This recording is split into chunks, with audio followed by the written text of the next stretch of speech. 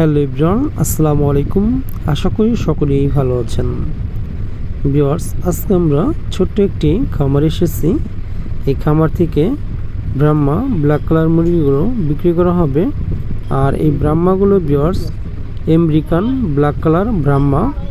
আর এই ব্রাহ্মার প্রাইসগুলো ভিউয়ার্স 1500 টাকা পার পিস।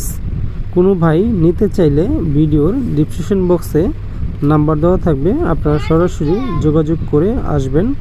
আর তার ঠিকানাটি ভিউয়ার্স সাভার রেডিও কলোনির পশ্চিম পাশে এসে কল করলেই তাকে পেয়ে যাবেন।